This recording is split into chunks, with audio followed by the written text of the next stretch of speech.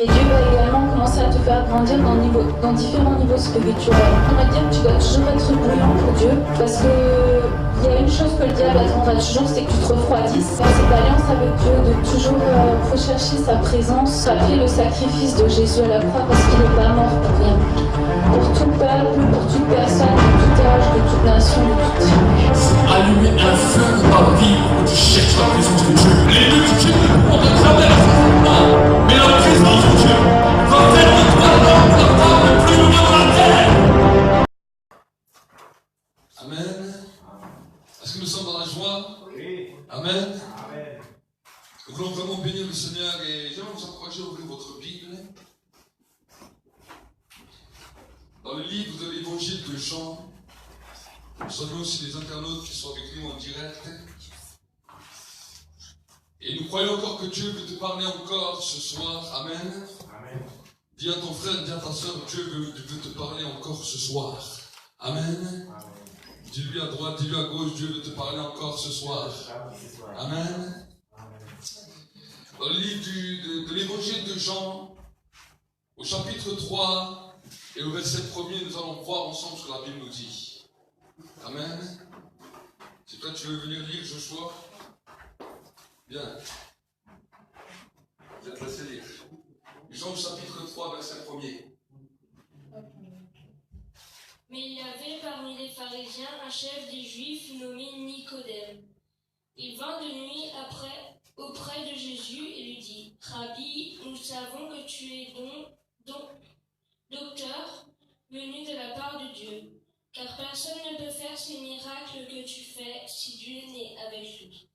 Jésus lui répondit: en vérité, je te le dis, si un homme ne naît de nouveau, il ne peut voir le royaume de Dieu.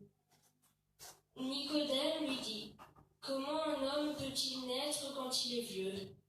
Peut-il une seconde fois entrer dans le sein de sa mère et naître? Jésus lui répondit: en vérité, je te le dis, si un homme ne naît d'eau et d'esprit, il ne peut entrer dans le royaume de Dieu. Ce qui est né de la chair est chair, et ce qui est né de l'esprit est esprit. Amen. Amen. Merci. Nous allons prier ensemble pour le temps de la parole. Cher Saint-Esprit, sans toi, nous ne pouvons rien faire et je te demande encore une fois de venir intervenir dans ce temps, dans ce lieu. Par moi-même, je ne peux ni apporter ta parole, ni remplir une seule personne de ta présence. Mais je te demande de venir honorer le message de la parole, de venir, Seigneur, accompagner le message de la parole et de venir prendre le contrôle ce soir encore de ce lieu et que c'est toi qui impactes la vie de mes frères et de mes sœurs. Seigneur, je te demande maintenant que nous puissions entrer dans un nouveau temps, dans une nouvelle saison, dans la saison de l'Esprit, dans la capacité de l'Esprit et que nous puissions saisir et comprendre les choses que tu veux faire encore ce soir. Nous te bénissons, Seigneur, et nous te rendons toute la gloire dans le nom de Jésus-Christ. Amen. Amen. La Bible nous dit la chose suivante, que voici que Nicodème, qui était chef des Juifs, vint de nuit auprès de Jésus. Et Nicodème était un grand théologien qui connaissait, qui avait une grande connaissance et un grand savoir. Mais quand il voyait la dimension dans laquelle Jésus travaillait, il était étonné. Pourquoi? Parce qu'aucun des pharisiens, aucun des théologiens de l'époque n'arrivait à faire ce que Jésus faisait. Et la Bible nous dit qu'il était gêné de venir la journée parce qu'il était tellement connu que la journée il ne pouvait pas venir. Donc la Bible nous dit qu'il vint de nuit trouver Jésus et lui dit: Rabbi, nous savons que tu es un docteur venu de la part de Dieu, car personne ne peut faire les miracles que tu fais si Dieu n'est avec lui. Nicodème était en train de reconnaître que lui était un docteur venu de la part des hommes, mais que Jésus était un docteur venu de la part de Dieu. Amen. Amen. Et la Bible nous dit, Jésus lui répondit: en vérité, je te le dis, si un homme ne naît de nouveau, il ne peut voir le royaume de Dieu. C'est quelque chose qui est étonnant, parce que nulle part dans l'Écriture, la Bible nous dit que Nicodème a demandé comment on pouvait voir le royaume de Dieu. Nicodème était venu avec une affirmation et la Bible nous dit que Jésus était en train de lui répondre selon sa demande et selon la recherche qui était dans son cœur. Il était en train de voir un homme qui soupirait à voir le royaume de Dieu. Il était dans la dimension, vous savez, le peuple juif avait une culture dans laquelle, depuis le temps de David, depuis le temps du roi David, tout juif, jusqu'à même aujourd'hui, soupire à voir le royaume d'Israël être établi dans sa terre. Et pour eux, c'est cela le royaume de Dieu. Ils soupirent à voir le royaume de Dieu. Ils soupirent à voir le royaume d'Israël devenir un État à part entière avec un roi à leur tête. Et tout juif accompli avait ce désir déjà du temps de Jésus, même jusqu'à aujourd'hui. Chose que des fois, dans le christianisme, quand le christianisme a été donné aux nations qui ne connaissaient pas la culture juive, ou comment le peuple juif marchait, ils n'ont pas cette même motivation et cette même dimension. On a simplement l'espérance du salut, mais on oublie que nous devons comprendre et saisir que la nouvelle naissance, c'est pour voir et entrer dans le royaume de Dieu. Amen. Amen. Et la Bible nous dit que voici, c'était un homme qui avait ce désir. Et Jésus vient directement lui répondre à sa réponse. Il lui dit, si un homme ne naît de nouveau, il ne peut voir le royaume de Dieu. Ouais, Nicodème est choqué. Regardez ce que la Bible nous dit. Nicodème lui dit dans le verset 4, comment un homme peut-il naître quand il est un vieux? Peut-il une seconde fois entrer dans le sein de sa mère et naître? Voici que c'était un homme qui avait une bonne déduction.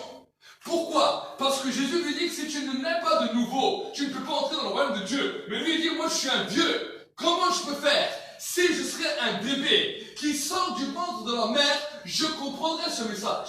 Mais moi je suis un vieux, comment je peux faire? Est-ce que je vais retourner dans le sein de ma mère? Est-ce que je vais redevenir un bébé? Qu'est-ce que Jésus est en train de me raconter? Et la Bible nous dit, regardez ce que Jésus lui dit. Jésus lui répondit dans le verset 5.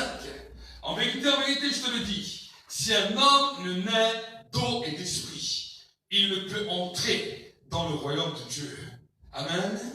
D'abord, il lui parle de voir le royaume de Dieu. La nouvelle naissance pour voir le royaume de Dieu. Ensuite, il lui parle d'une deuxième dimension de la nécessité et de la capacité de pouvoir entrer dans le royaume de Dieu. Amen.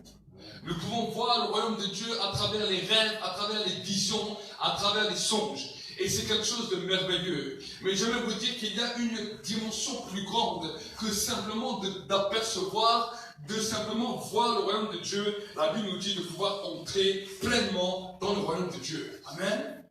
Et là, Nicodème est étonné. Regardez ce qu'il lui répondit. Jésus continue dans le verset 6, il lui dit, ce qui est né de la chair est chair, et ce qui est né de l'esprit est esprit. Ne t'étonne pas que je te dis qu'il faut que vous naissiez d'en haut, de nouveau. Le vent souffle où il veut et tu n'en entends le bruit, mais tu ne sais pas d'où il vient ni où il va. Il en est ainsi de quiconque est né de l'esprit. Nicodème reprit la parole et dit, comment cela peut-il se faire? Jésus lui répondit, tu es docteur d'Israël et tu ne sais pas cela. En vérité, je vous le dis, nous disons ce que nous savons et nous rendons témoignage de ce que nous avons vu et vous ne recevez pas notre témoignage. Si vous ne croyez pas quand je vous ai parlé des choses terrestres, comment croirez-vous quand je vous parlerai des choses célestes? Personne n'est monté au ciel, sinon celui qui est descendu du ciel, le Fils de l'homme, qui est dans le ciel. Et comme Moïse éleva le serpent dans le désert, il faut de même que le Fils de l'homme soit élevé, afin que quiconque croit en lui ait la vie éternelle. Amen. Amen. Jésus est en train de nous parler d'une capacité de l'esprit. Et j'aimerais vous dire que une des capacités de l'esprit que nous devons comprendre et saisir en tant qu'enfants de Dieu, c'est que la parole de Dieu doit devenir vivante dans nos vies. Amen. Alors, on peut se poser la question, comment la parole de Dieu peut-elle devenir vivante? La parole de Dieu devient vivante dans tous les besoins et dans toutes les capacités que vous avez sur terre. Je vais m'exprimer un peu mieux pour que vous allez comprendre, parce que si je vous dis simplement cette phrase veut dire beaucoup et veut dire rien. Mais je vais vous donner un exemple clair pour que vous puissiez comprendre.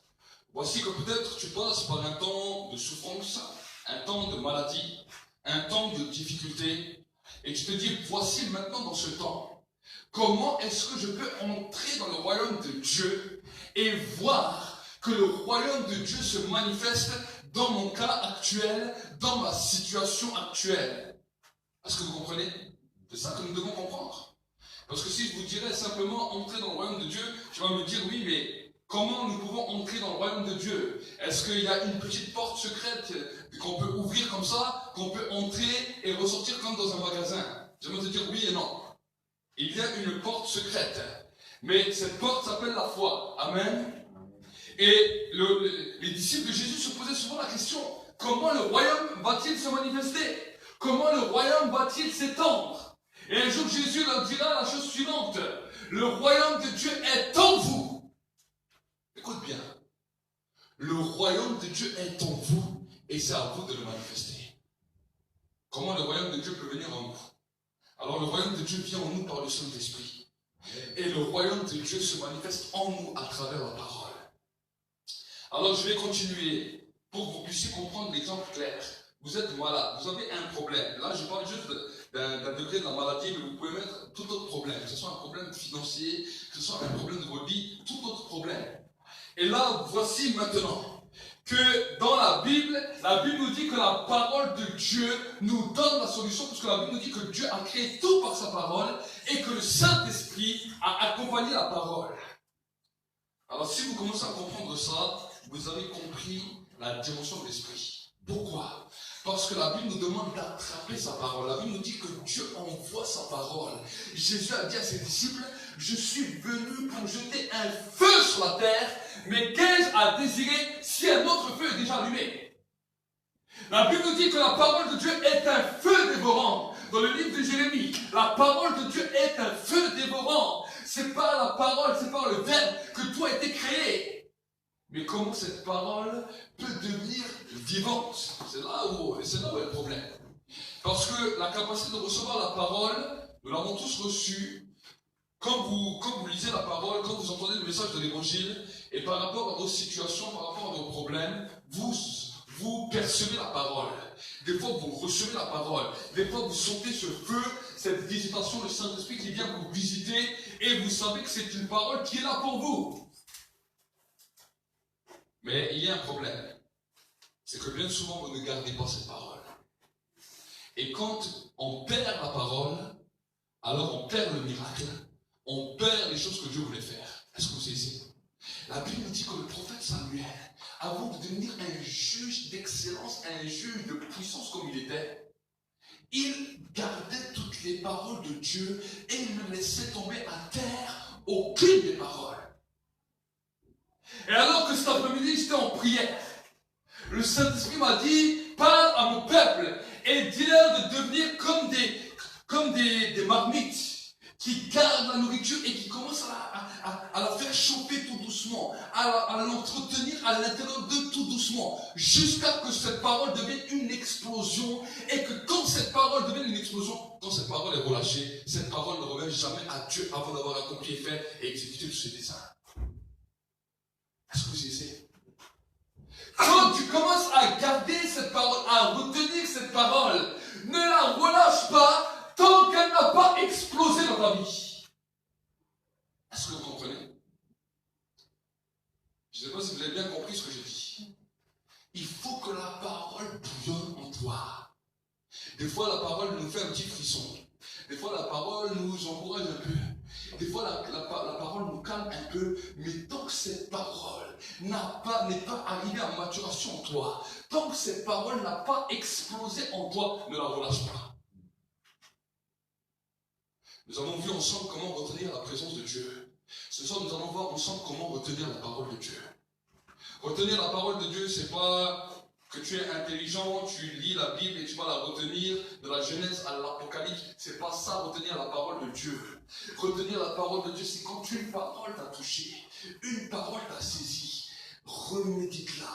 La Bible nous dit que quand Josué était là et quand Moïse lui a parlé pour avoir le succès, pour avoir une vie dans laquelle il allait amener le peuple dans un temps de prospérité, dans un temps de succès, il lui a dit, garde cette parole, cette loi, médite-la jour et nuit. Médite-la, laisse-la en toi, jusqu'à ce que cette parole explose, et c'est alors que tu auras du succès et que tu réussiras dans tout ce que tu entreprendras. Amen, pasteur. Amen. Amen. Tu laisses macérer cette parole en toi. Et au début, c'est pas facile parce que c'est là où vient le combat. Et c'est souvent là où le diable vient nous tenter. C'est souvent là où le diable me dit, mais regarde, tu as entendu la parole qui a été prêchée, tu as lu ce qu'il y avait écrit dans la Bible, et pourtant tu es toujours malade. Et pourtant tu as toujours ce problème. Et pourtant tu as toujours cette difficulté. Et pourtant tu as toujours cette douleur. Et pourtant tu as toujours ce problème financier. Et pourtant. Et cela est en train de détruire ta foi. Parce que dès que tu lâches la parole, dès que tu l'as laissé tomber, le diable dit, c'est bon, j'ai gagné. Est-ce que vous comprenez? Le diable, c'est seulement ça qu'il fait. Souvent on dit, oui, mais comment il vient voler? Comment il peut voler? Si toi tu laisses tomber par terre, il récupère. Est-ce que vous comprenez?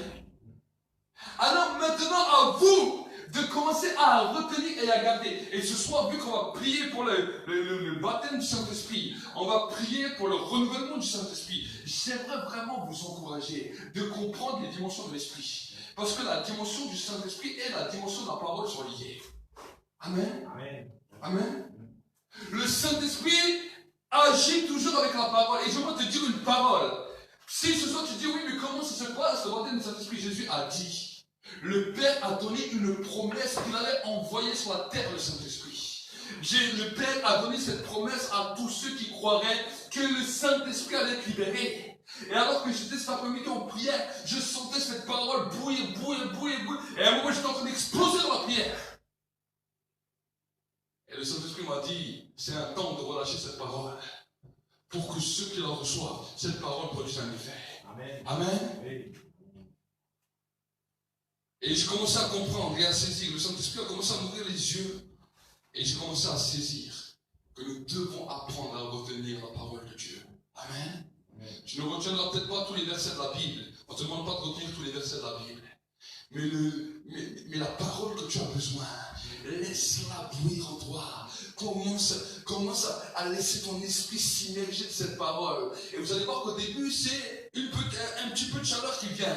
Mais tout d'un coup, cette parole commence à bouillir. Le feu commence à bouillir. Le feu commence à bouillir. C'est comme si cette parole fait un jeu de billard à l'intérieur de toi. Et ça cogne à droite, ça cogne à gauche, ça cogne en haut, ça cogne en bas. Ça cogne de partout. Et là, tu commences à ne plus tenir. Parce que cette parole est comme un feu. Cette parole est en train de t'embraser. Cette parole est en train de te transformer. Cette parole est en train de libérer quelque chose en toi qu'on appelle la vie.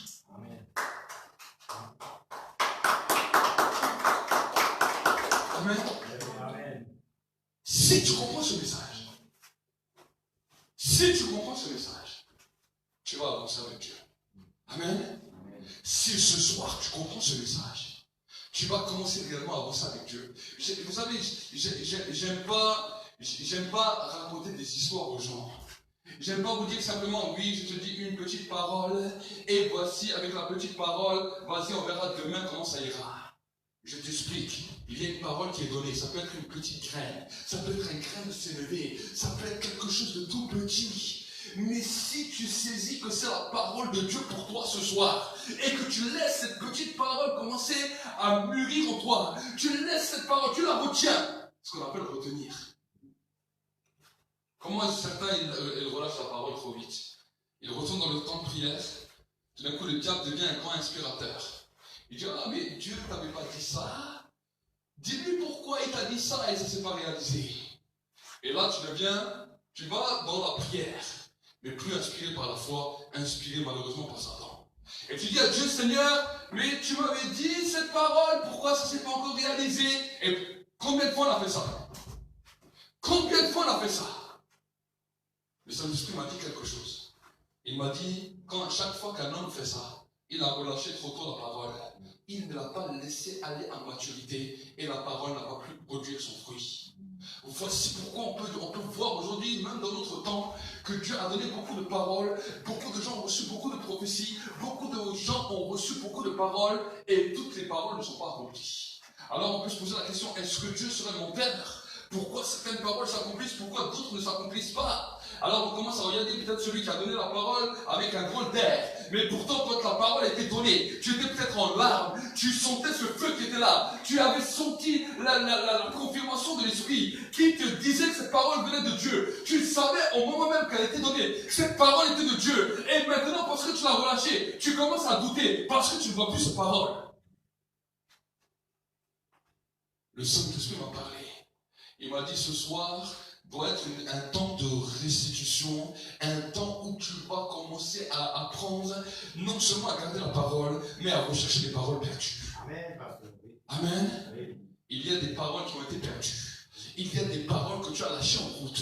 Il y a des paroles que tu as laissées. Et malheureusement, le diable t'a ruiné. Quand il a pris ta parole, il savait que tu n'avais plus de base sur ta foi. Et là, l'incrédulité est venue. Là, le doute est venu. Là, le désespoir est venu. Et la situation était pire. Amen.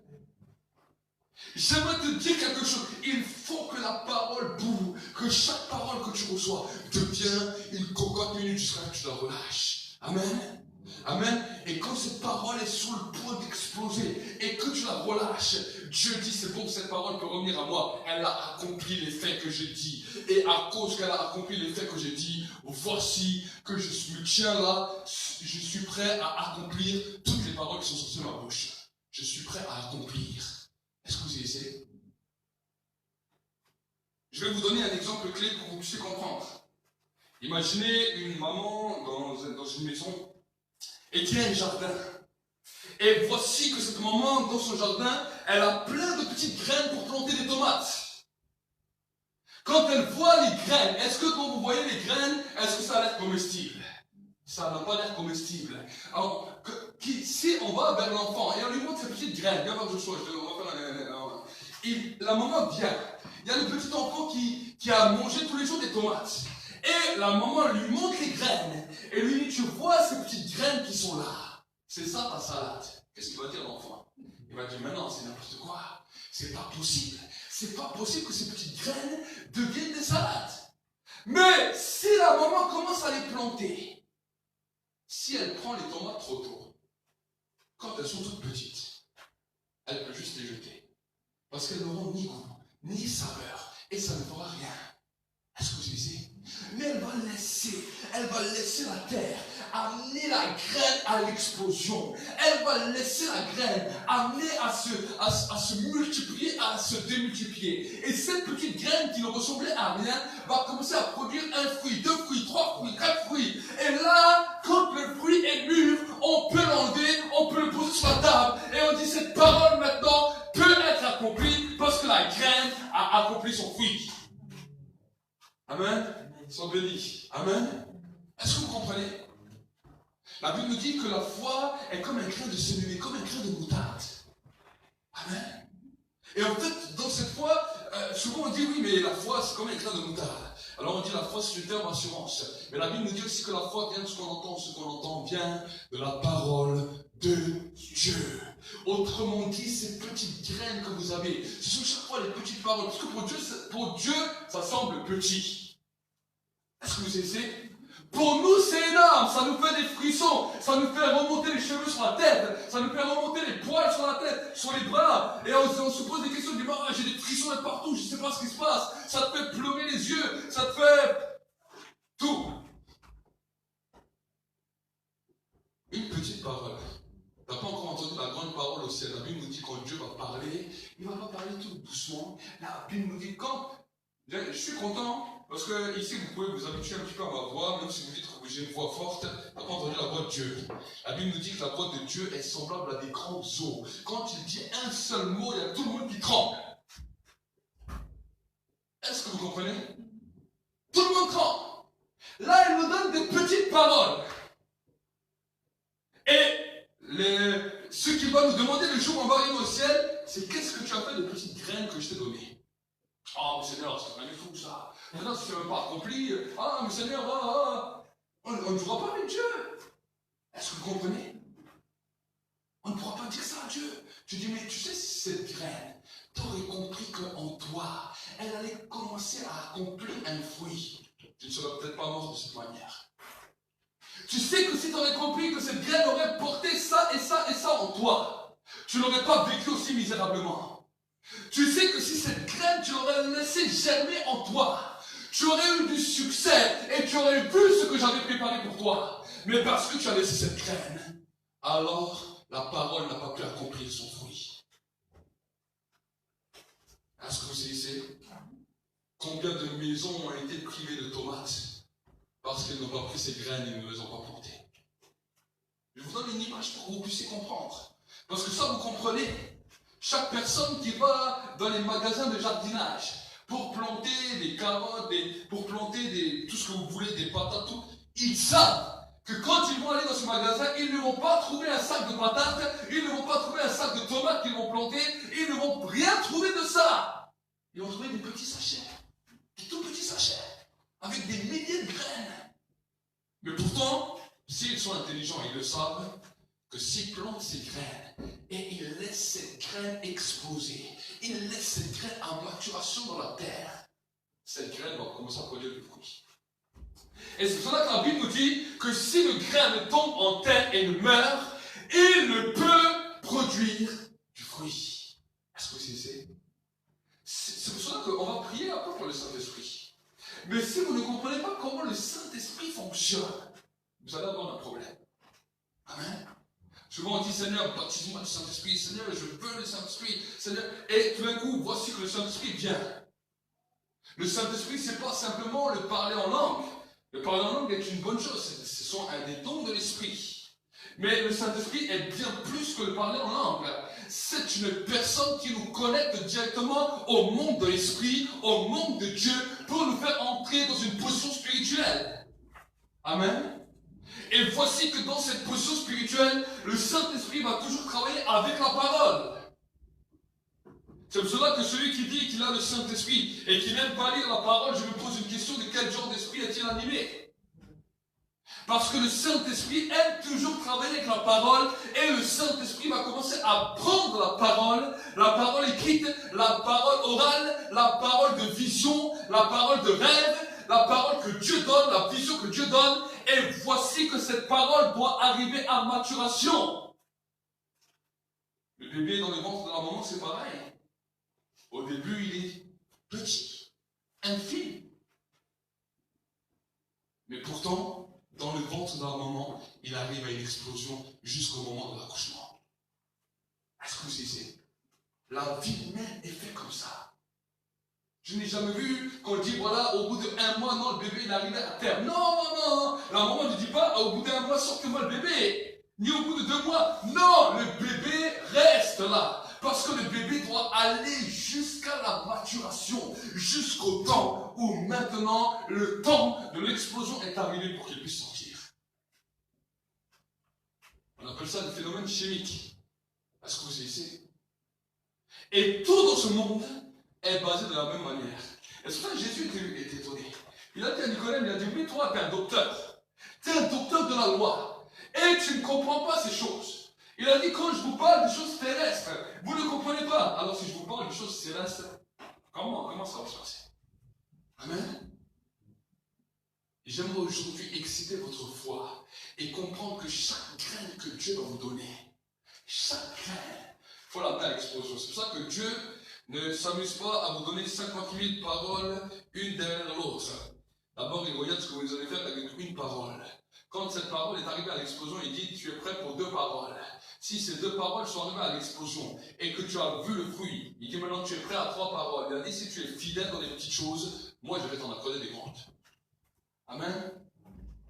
Amen. Tu veux voir un exaucement dans ta santé. Tu veux voir un exaucement dans ta vie. Tu veux voir un exaucement dans tes finances. Tu veux voir un exaucement dans ta vie sentimentale. Tu veux voir un exaucement dans toutes les choses de ta vie. Donc il y a des règles à respecter. Amen. Et ces règles, on appelle ça les règles de l'esprit. Voici que la Bible nous dit que le Saint-Esprit est là pour nous aider dans nos faiblesses. Et le Saint-Esprit vient. Il vient comme un feu. C'est pour ça que la Bible nous dit, il vous baptisera du Saint-Esprit et de feu. Les deux. La première dimension, c'est ce qu'on appelle la dimension du Saint-Esprit. C'est souvent ce qui est manifesté par l'onction. Ça veut dire que tu commences à lire la parole, tu entends le message de l'évangile, il y a une révélation que tu comprends dans ton esprit. La Bible nous dit que l'onction nous enseigne toutes choses. Et alors que l'onction est libérée, il y a une capacité. Même des fois, je suis en train de prêcher, il y a des choses que tu comprends que je ne suis pas en train de prêcher, mais que tu es en train de comprendre juste en entendant le message à cause de l'onction. Il y a des choses qui sont ouvertes et tu vas des fois un peu plus profond que même moi je suis en train de dire. Ça, c'est l'onction qui nous enseigne les choses. Il y a des choses que tu comprends, que quand nous prêchons l'évangile, l'onction donne la capacité à l'homme de comprendre les mystères de l'esprit. Ce qu'on appelle l'onction. Mais maintenant, pour que cette dimension de compréhension puisse arriver à une explosion, il faut quelque chose de plus grand qu'on appelle la parole. Et la parole, dans la Bible, c'est le feu. Est-ce que vous essayez? La parole, c'est le feu. Et quand cette parole explose, il y a toujours un feu. Quand les scientifiques ont cherché et ont voulu savoir comment la Terre a été créée, ils ont fait des recherches, et ils ont vu qu'à un moment donné, il y a ce qu'on appelait un Big Bang qui a sorti de nulle part, un feu qui est sorti de nulle part, et toute la création a commencé à se faire. C'est ce que les scientifiques ont trouvé. Mais la Bible nous dit que la parole que la Terre et tout ce qui renferme a été créé par la parole de Dieu. Mais quand nous lisons dans Jérémie, la Bible nous dit que la parole de Dieu est un feu dévorant. Ça veut dire que la terre a compris que quand la parole était donnée, à un moment donné, la parole est venue à une explosion, ce qu'on appelle le Big Bang, et tout a été créé. Amen. Et de cette manière, Dieu a toujours agi et agira toujours. Il ne change pas sa manière. C'est pour cela que Jean-Baptiste a dit, il vous baptisera du Saint-Esprit et de feu.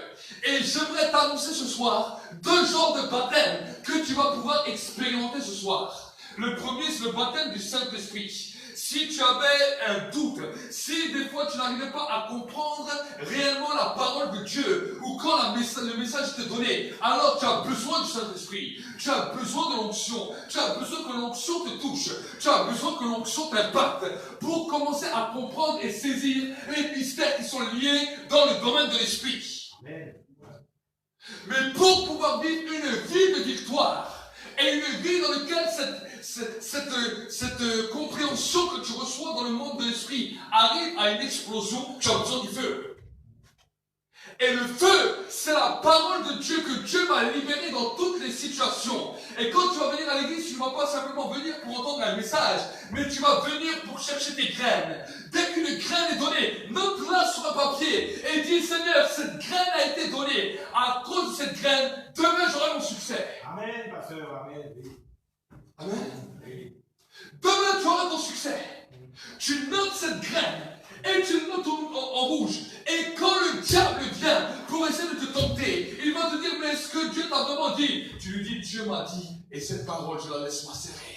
Je ne veux rien écouter d'autre. Et si le diable te parle plus fort, tu bouges tes oreilles. Tu dis là, je veux rien entendre de toi. Dieu m'a parlé. Je garde cette parole. Je garde cette parole contre moi, afin de ne pas pécher contre Dieu. Je sais que cette parole contre mon cœur. Je la médite jour et nuit. Je médite cette graine que Dieu m'a donnée. Et je dis, Seigneur, tu m'as donné une graine. Tu m'as donné cette graine. Je veux la faire méditer. Et jour après jour, le Saint-Esprit vient. Le feu vient plus fort. Cette parole, chaque fois que tu commences à l'entendre, chaque fois que tu commences à la saisir, là tu vas aller à droite, tu vas l'entendre. Même par la bouche des païens, tu vas entendre cette parole. Cette parole va retentir. On appelle cela l'écho prophétique. Ça va continuer à te suivre. Ça va continuer à te poursuivre. Et là, la gloire de Dieu va commencer à descendre. Là, l'explosion de la parole de Dieu va commencer à se manifester. Amen, pasteur, amen. C'est comme ça la vie des esprits. Et quand maintenant cette parole est accomplie, je vais dans un autre niveau. Amen. Amen. Je suis un homme, j'ai vécu avec mon épouse beaucoup de choses extraordinaires. Depuis que je me suis converti en 2004. Et on a toujours vu la dimension que le Saint-Esprit agit. Mais on a vu aussi que le Saint-Esprit accompagnait toujours la parole. Et que le Saint-Esprit donnait toujours une direction. Que le Saint-Esprit donnait toujours un message clair. Et maintenant, on restait sur ce message. On laissait méditer ce message. Et on voyait Dieu qui accomplissait les choses les unes derrière les autres. Amen. Amen. Souvent, quand nous ne savions pas comment faire dans telle et telle situation, dans tel et tel problème, dans telle et telle situation, oui, l'onction était là. nous comprenions quand nous lisons la parole les dimensions de l'esprit. Mais il y a des moments où nous nous retrouvions devant des situations difficiles, comme toi tu peux te retrouver, devant des situations où tu ne sais plus quoi faire, devant des situations où il n'y a plus de solution. Voici que là était la parole. Et que cette parole, des fois, semblait insignifiante, un petit message, un petit verbe, une petite direction. Mais nous restions sur cette direction. Nous laissons macérer cette direction. Et plus que nous laissons macérer, tout d'un coup, le Saint-Esprit nous confirmait cette direction. Et il nous confirmait jusqu'à l'explosion et l'exaucement de la parole. Amen. Amen. C'est comme quand nous voulions acheter notre maison et par rapport à notre banque, tout devenait impossible. Ils nous ont dit c'est pas possible d'acheter dans la dimension dans laquelle vous êtes, parce que je n'étais pas embauché. Et on a commencé à chercher, un courtier est venu, il a présenté notre dossier à toutes les banques. Toutes les banques nous ont dit non. Tout le monde nous a dit non. Et là, nous étions devant une dimension que simplement réciter un verset par la foi ne suffisait pas. Il nous fallait une direction de la part de Dieu. Et au bout d'un moment, on a dit à Dieu, ben écoute, Seigneur, si toi tu as décidé que nous n'achèterons pas de maison, alors nous n'achèterons pas de maison, nous resterons en location.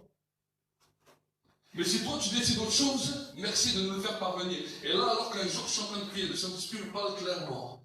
Il me dit, tu vas dire à ton épouse d'aller voir la voisine qui est derrière. Et parce que ça va être par elle que vous allez avoir les choses. Et je parlais à mon épouse, et là on a laissé cette parole macérer. Moi j'ai commencé à la laisser macérer, mon épouse aussi, et quand elle était prête, elle allait la voir. Et la voisine a dit, écoutez, moi je ne suis pas la directrice, on peut passer, mais venez voir. On est rentré dans la banque, on est allé voir sa collègue, et vous savez, on est sorti en 40 minutes. 40 minutes plus tard, avec le crédit en main dans la poche. Amen. Et dans toutes les situations que nous avions, nous avons pu voir la main de Dieu chaque fois que nous prenions la parole et que nous la laissions macérer, que nous la laissions arriver à l'explosion dans nos vies. Chaque fois que la parole était là. Et c'est là où j'ai commencé à découvrir ces choses. Personne ne me les avait enseignées. Personne ne m'avait parlé de ces choses. J'ai commencé à découvrir ma foi comme toi et moi. Et j'ai découvert que malheureusement, dans le monde chrétien, on est limité parce qu'on nous a limité à certaines réalités, à certaines choses. On nous a limité à la prédication. On nous a limité à certaines choses chrétiennes. Mais on ne nous a pas expliqué tous les secrets. Et beaucoup de croyants sont en train de périr parce qu'il leur manque la connaissance. Combien de personnes sont malades, sont décédées parce qu'ils ne comprenaient pas ce genre de choses? Combien de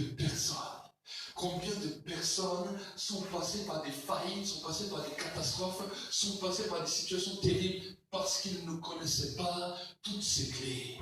La Bible me dit, mon peuple périt parce qu'il lui manque la connaissance. Mais j'aimerais t'annoncer que cette année, les 4 mois qui vont nous rester, ça va être une année de découverte dans laquelle vous allez faire exploser les paroles de Dieu en vous. Amen. Amen. Ce qui changeait avec Jésus, avec tous les théologiens connaissaient les textes de la loi par cœur. Les théologiens pouvaient te réciter toute la Torah par cœur. Mais aucune parole de la Torah qu'ils connaissaient n'avait un impact pour guérir un malade. Aucune parole qu'ils disaient samedi après samedi, Shabbat après Shabbat, n'avait l'impact pour bouleverser les foules et amener une solution. Et quand ils ont vu Jésus, quand Nicodème a vu Jésus, il a dit, mais il parle les mêmes choses que nous, mais la parole a un autre impact, la parole a un autre effet, la parole amène quelque chose de glorieux et la parole amène la vie là où elle va. Amen. Quand les disciples regardaient Jésus, ils ont vu que la parole brûlait en lui. Et à un moment, ils se sont souvenus des versets qui sont écrits dans l'Ancien Testament. Le zèle de ta maison me dévore. Ils ont vu que la parole de Dieu était en train de dévorer Jésus. Que la parole de Dieu était en train de le saisir. Au point que même des fois, quand il avait faim, il se retrouvait devant les foules. Et quand il devait libérer cette parole, il oubliait même de manger. La parole était en train de le libérer. Il a dit, cette parole doit produire du fruit. Et cette parole doit accomplir le fruit. Là où tu vas, là où tu iras. Et c'est pour cela que nous avons besoin d'être remplis du Saint-Esprit. C'est pour cela que nous avons besoin du Saint-Esprit et de la parole de Dieu. Nous avons besoin de ces deux baptêmes, du baptême du Saint-Esprit et du baptême de feu. Amen, pasteur. La Bible me dit que quand les disciples de Jésus étaient dans la chambre haute, ils attendaient ardemment. Ils sont rassemblés tous les jours. Tous les jours. Ils avaient reçu le Saint-Esprit, Jésus avait soufflé sur eux, il leur a dit recevez le Saint-Esprit. Mais ils n'avaient pas encore reçu la pleine dimension de cette dimension d'onction, de puissance. Et ils étaient là tous les jours à attendre que le feu descende. Vous savez, le peuple juif connaissait la dimension du tabernacle, il connaissait la dimension du temple, et il savait que chaque chose que Dieu a créée, il fallait que le feu tombe. Chaque sacrifice qui était présenté à Dieu déjà dans l'Ancien Testament. Je ne parle pas du Nouveau Testament, je parle déjà de l'Ancien Testament. Chaque sacrifice qui était présenté à Dieu, il fallait que le feu tombe du ciel. C'est pour cela que même quand le prophète Élie a confronté les prophètes de Baal, il lui a dit, le Dieu qui répondra par le feu, celui-là est le vrai Dieu. La Bible nous dit que les disciples, alors on peut se dire, oui, mais ça c'est l'Ancien Testament, c'est pas le Nouveau. Non, non, non. La Bible nous dit que les disciples de Jésus, ils étaient 120 après la mort de Jésus. Ils se sont rassemblés tous les jours. Jésus leur a dit que vous êtes le temple du Saint-Esprit. Jésus a dit, il faut que vous soyez un sacrifice, que votre corps soit un sacrifice saint et irréprochable, ce qui sera de votre part un culte raisonnable. Ils ont compris qu'ils étaient eux-mêmes le sacrifice. Ils savaient que tant que le feu ne tombait pas sur ce sacrifice, ça allait leur poser des problèmes. Alors ils se sont rassemblés tous les jours, pendant 10 jours. Écoute bien, pendant 10 jours. Et tous les jours ensemble, ils disaient, Seigneur, nous sommes le sacrifice. Nous voulons ton approbation. Nous voulons que le feu tombe du ciel. Nous voulons que ton esprit vienne sur nous. Ils ne priaient pas pour intercéder. Ils ne priaient pas pour conquérir les nations. Ils ne priaient même pas pour le réveil. Ils priaient, nous sommes le sacrifice. Seigneur, que le feu tombe sur nous. Seigneur, que maintenant ton esprit descende sur nous. Ils ont prié comme ça pendant 10 jours. Et voici que le 10e jour est arrivé, le jour de la Pentecôte, où les flammes de feu se sont posées sur chacune des têtes. Et là, la puissance de Dieu a commencé à se libérer, et tout a continué à suivre. Le réveil a commencé, la gloire a commencé, et la puissance de Dieu a commencé à se manifester. Amen. Amen. Est-ce que vous comprenez? Le feu était tombé, l'approbation du ciel. Pourquoi? Parce que chaque jour, il se rappelait ses paroles. Et il laissait ses paroles immerger. Dieu, le Père a dit qu'il nous enverrait la promesse du Saint-Esprit. Et j'aimerais vous encourager, ce soir nous allons prier, mais j'aimerais vous encourager à tous les jours. Vous savez que l'esprit de cette église puisse être réveillé. Amen. Amen. Je prie pour que l'esprit de cette église soit réveillé ce soir.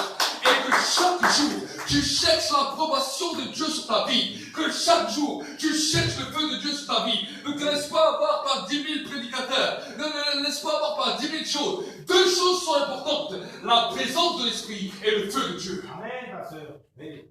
Amen. Amen. Ne te laisse pas avoir par toutes les autres choses. Parce que vous savez, le diable les arrête beaucoup. Quand vous allez dans les profondeurs des lois de l'esprit, j'ai vu beaucoup de gens qui ont bien commencé et qui ont été arrêtés. Amen.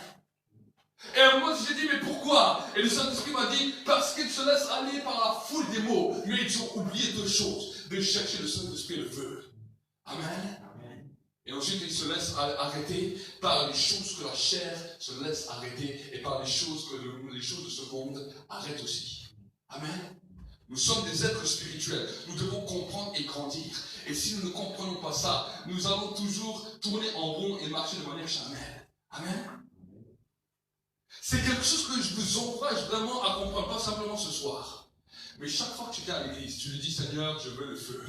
Je veux l'approbation. Je veux voir l'approbation. Je veux voir le feu. C'est ça qui va bouleverser ta vie. Si tu n'as pas compris que je suis en train de parler sur le feu, c'est que tu as un thermomètre qui ne marche plus. Amen. Amen. Est-ce que vous comprenez? Le feu est quelque chose qui va bouleverser ta vie. Ça secoue à l'intérieur. C'est en train de bouillir à l'intérieur. Et alors que je suis en train de parler, quand tu commences à sentir cette parole, tu peux dire Amen, tu peux l'attraper par ta main. Tu dis, je la mets dans mon cœur. Je ne m'éloignerai pas de cette parole que j'ai entendue. Parce que cette parole va amener l'explosion dans ma vie. Et je serai différent demain. Amen, pasteur. Oui. Amen. C'est ça que vous devez comprendre. Vous Vous êtes choqués avec des grands yeux, vous dites, qu'est-ce qu'il raconte? Mais c'est une réalité. Amen. C'est une réalité. Si tu comprends ça, le feu va bouleverser. Vous savez quoi, quand j'ai demandé le feu à l'époque, et j'ai demandé le feu, je ne savais pas ce que j'ai demandé. J'ai demandé pendant 2-3 mois. Mais quand le feu a commencé à bouleverser ma vie, au début, Dieu ne m'avait pas tout expliqué sur le feu comme je peux vous l'expliquer ce soir. Mais je pouvais être assis dans un temple ou dans une église, où là, le prédicateur prêchait. Suffit qu'une parole de feu sortait de sa bouche. Je ne pouvais même plus me contenir. Je me levais en plein milieu et j'attrapais cette parole. En criant dans toute la salle.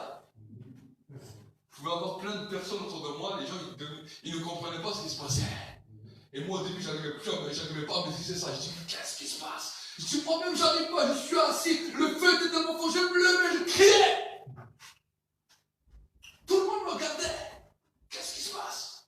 Le feu était en train d'embraser et je savais que chaque fois il y avait des choses que j'attrapais. Et que quand je sortais, ces paroles étaient en train de bouger en moi comme ça. De bouger en moi. Je les sentais comme un feu qui brûlait. Comme un feu qui brûlait. Et plus je réfléchissais à ça, plus je gardais à ça. Tout d'un coup, je sentais une explosion. Et quand je relâchais cette parole amenait la vie. J'ai vécu des choses dans les rues, dans les quartiers, dans les travails, dans beaucoup d'endroits où je suis allé. J'ai vu la main de Dieu, comment Dieu bouleversait les hommes et les femmes. Je l'ai vu de mes propres yeux. Les gens me disaient, mais qu'est-ce que tu fais? Je laissais simplement cette parole et cette onction. Le Saint-Esprit travaillait à l'intérieur de moi. Cela produisait une explosion et cela ne pouvait plus être contenu. Amen. Seulement, je n'arrivais pas à l'expliquer. Les gens me disaient, c'est bizarre, quand on te voit, c'est bizarre, on ne comprend pas. Je dis, moi-même, je ne comprends pas. Amen. Suffit qu'il y avait une onction qui descendait sur une musique, je pouvais me lever, je tapais les mains. Je suis arrivé des fois dans des églises où les églises n'avaient pas de vie, ils étaient tous assis. Ils n'avaient même pas l'habitude de se lever ou de taper les mains. À peine je viens de la salle, je me mets derrière, l'onction descendait. L'onction saisissait. Je pouvais me retrouver debout à taper les mains, tout d'un coup tout le monde était debout. C'était comme une transmission, comme une vague qui soufflait comme ça. Je me souviens un jour, je devais aller à Paris. Je devais aller à Rouen. Et au passage, on s'est arrêté avec un frère, on s'est arrêté à Paris dans une église. Et là on arrive dans l'église, et voici qu'il y a une grande salle. Pratiquement 50-100 personnes. Nous, on était arrivés, on était en petite tenue, il était très chaud, j'étais en petit short, petite claquette avec une petite banane. Mon ami aussi. Et on s'est retrouvés, on était 2 Algériens, et on était apparemment les seuls blancs dans la salle. Ils étaient tous haïtiens, ils étaient tous beaucoup plus bronzés que nous. Aujourd'hui, je vous ressemble un peu plus, mais là-bas, j'étais vraiment blanc. Et on arrive, on s'assied au fond, et là, il y avait le pasteur, l'ancien, et le pasteur adjoint qui était là. Et le pasteur adjoint était devant, et il disait aux gens, dites merci Seigneur. Les gens disaient merci Seigneur. Dites gloire à Dieu. Les gens disaient gloire à Dieu. Et la réunion, elle tournait comme ça. Dites merci Seigneur. Merci Seigneur. Gloire à Dieu. Gloire à... Et au bout d'un moment, moi j'étais assis, je dis, le feu commence à brûler. Et je suis allé voir le pasteur. Je lui ai écouté, voilà, je suis pasteur aussi sur Strasbourg. Est-ce que ça vous dérange si je viens intervenir? Je dis, j'ai pas l'habitude de faire ça, mais je sens maintenant le feu qui me pousse à faire ça. Est-ce que ça vous dérange? Et lui, il m'a dit, d'habitude, jamais il laisse le micro comme ça à quelqu'un qui ne connaît pas. Il m'a dit, ce jour-là, quand je lui ai dit ça, il a été saisi, il m'a laissé le micro. Et là, voici que je vais devant et je commence à faire une prédication de pratiquement 1 heure. Quand j'ai fini ma prédication d'1 heure, la gloire de l'Esprit a commencé à descendre dans toute la salle. La puissance de l'Esprit a commencé à descendre dans toute la salle, au point que j'ai dû reprêcher encore une fois.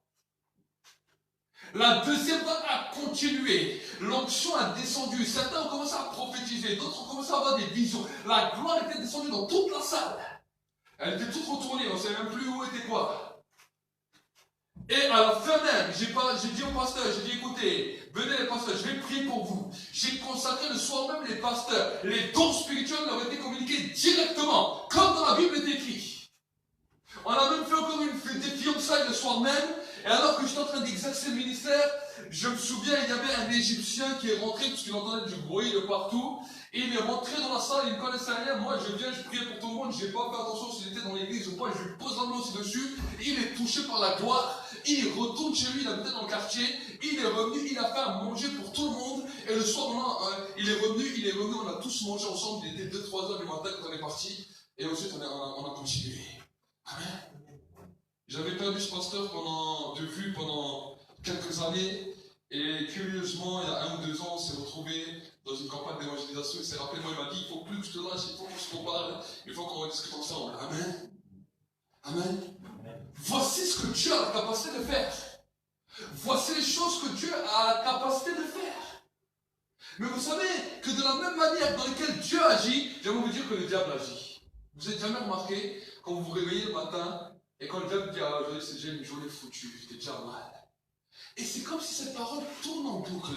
Et en plus, de toute façon, les gens ne font pas attention à moi. Tu arrives à ton travail, là, de toute façon, en plus, ils ne font pas attention à moi. Tu sors dehors, regarde, même si aujourd'hui je meurs, de toute façon, qui c'est qui va s'occuper de moi, on s'en fout. Et ça tourne en toi, et ça tourne en toi, et ça te met mal à l'aise. Et ça te met mal à l'aise. Et il suffit que tu as encore une douleur dans le corps. Ah, j'ai une douleur, ah, qu'est-ce que c'est? Ah, l'autre, elle m'a dit qu'il est mort de cette maladie. Il a dit que sa maladie, son cancer a commencé de la même manière. La même douleur. Ah, il faut que j'aille voir le docteur. Si le docteur me dit quelque chose, ah, mais c'est comme ça que le diable travaille. Vous rigolez, mais c'est comme ça que le diable travaille. Combien de fois vous avez peur à cause d'une douleur dans le corps?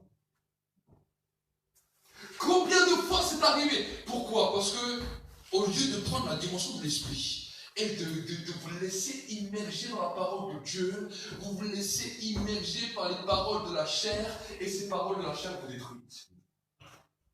Est-ce que vous comprenez? Vous êtes des êtres spirituels. Dieu nous rendra des comptes de la manière dont nous avons géré notre vie spirituelle. Alors, est-ce qu'il vous appelle à être meilleur que les autres ou plus saint avec une auréole? Non, vous allez faire des erreurs. Vous allez faire des erreurs. Vous allez faire des erreurs. On ne dit pas que peut-être votre vie, vous n'allez jamais pécher, vous n'allez rien faire. Il y a des péchés volontaires et il y a des péchés qu'on ne fait pas exprès. Quelqu'un nous énerve, nous pousse à bout, on pique une colère, on l'engueule. Ce n'est pas un péché volontaire que tu as fait, c'est quelque chose qui est venu comme ça de la chair qui est sortie. Est-ce que vous comprenez? Maintenant, si tu médites et tu vas embêter une personne jusqu'à ce que la personne soit en colère et faire la bagarre, là c'est un péché volontaire. Est-ce que vous comprenez la différence? Mais maintenant, je ne vous demande pas de regarder sur ça. Maintenant, je vous demande de ne pas vous laisser ni voler la paix, ni voler la joie, ni voler l'amour que Dieu vous donne. Comment vous ne pouvez pas vous faire voler? En laissant ces paroles commencer à bouillir en vous. Et vous allez voir que ce n'est pas si facile que ça. Parce que le diable va dire, oui, mais t'as vu, t'es pas si bien que ça, et t'es pas si génial que ça, et t'es pas si ceci, et t'es pas si cela, et en plus là tu vois il y a ce problème avec ça de la famille, et là il y a le problème avec ça, et là le travail t'as vu comme c'est difficile, toutes sortes de choses pour que tu oublies la parole. On appelle ça un esprit de distraction. Est-ce que vous comprenez? Il vient vous distraire. Il vient vous distraire pour perdre votre temps. Et quand la journée est passée, vous êtes tellement fatigué, vous avez un poids tellement lourd sur votre dos, un sac tellement je vais fondre, t'as rien fait d'extraordinaire.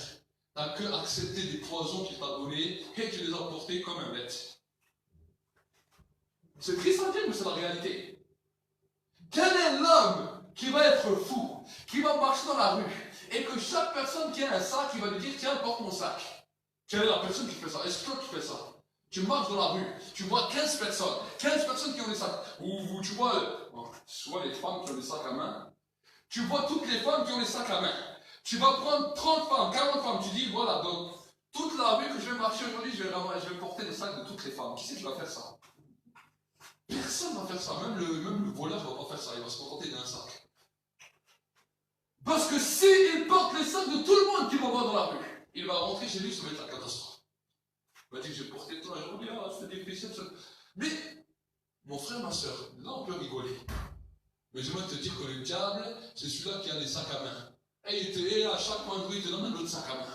Et à chaque coin de rue, il te donne un autre sac à main. Et chaque rencontre, il te donne un sac à main. Et quand tu roules en voiture, il y en a un qui va te faire une queue de poisson, l'autre il va te faire ça, et voilà, il te donne encore un sac à main. Et celui-là, il ne peut pas rouler dans le normal, et l'autre, et ça continue. Tout ça pourquoi? Parce qu'il sait que si tu prends une seule parole de Dieu, tu ne calcules pas ça. Tu t'en fous, tu ne calcules pas ça, tu calcules juste la parole de Dieu. Tu vas au travail, ça se passe bien, ça se passe mal, c'est pas grave. Tu continues à laisser macérer cette parole de Dieu. Tu continues à être là, à droite, à gauche. Peut-être la difficulté, peut-être même tu as une douleur, tu t'en fous, tu laisses passer la parole de Dieu. La parole de Dieu. J'aimerais te dire quand la parole de Dieu crée une explosion en toi. Quand le feu de Dieu te visite la tête aux pieds, parce que tu l'as laissé tellement macérer, toutes tes douleurs partent. Amen. Et j'étais déjà dans des positions où j'étais malade, j'avais comme des grippes, où je devais aller travailler, j'étais mal. Je dis non, je vais aller là-bas, je vais prier en langue, je vais laisser passer les paroles de Dieu. En 40 minutes, je suis guéri. Amen. J'ai expérimenté ça plusieurs fois. J'étais sur les lits d'hôpital aussi, avec les docteurs qui me disaient ça. Je ne les regardais même pas. Je disais à mon épouse qui est à côté de moi, je suis venu ici pour entendre la parole de Dieu. Ça, c'est pas la parole de Dieu, c'est la parole des hommes. Donc j'attends. Et je laisse. Mais quand l'explosion de la parole est là, il y a des signes qui l'accompagnent. Amen. Chaque fois que la parole de Dieu explose, les signes vont l'accompagner. Amen. Si le signe n'a pas encore été là, c'est que tu n'as pas encore laissé mûrir autant la parole de Dieu. Allez voir dans la Bible, quand Jésus nous parlera du semeur. Vous allez voir qu'il y a la même semence pour tous, mais que la parole, la semence ne produit pas le même fruit pour tous. Parce que la parole ne produit pas le même fruit, pas à cause de la semence, mais à cause de la réception de la semence. Comment tu la reçois et comment tu la gardes.